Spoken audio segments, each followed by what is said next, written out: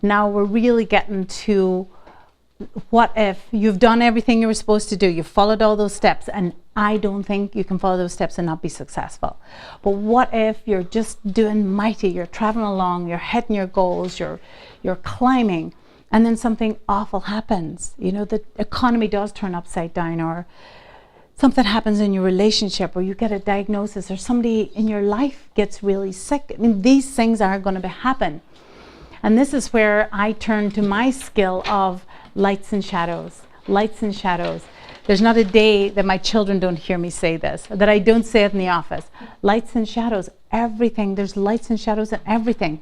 There's shadows in all those lights. We're not going to spend too much time on that tonight, but I've written a thesis on this if anybody cares to read it.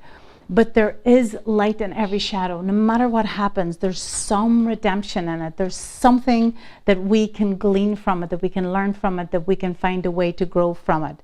And this is a hard theory to take to somebody who's really going through an awful diagnosis, or they have a parent ill, or just something devastating has happened to them.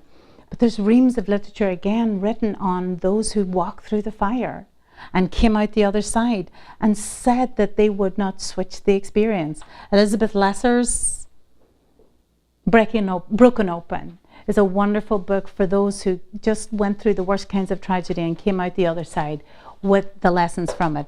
And I have a deeply personal example of this. In 2005, my sister-in-law was diagnosed with cancer. Just a devastating cancer, and she did die at the age of 38, and she had 5 young children. It was just devastating. It was tragic. There was no other way I could, or anyone else could see to look at it, but my brother Brian and her went on this incredible journey of faith and healing and prayer and travel and medical journeys. And they said many times in that journey they wouldn't turn back the clock. They said their life was dead beforehand. They said they never appreciated each other or their children or the very breath that they had before that diagnosis. And that changed me irrevocably.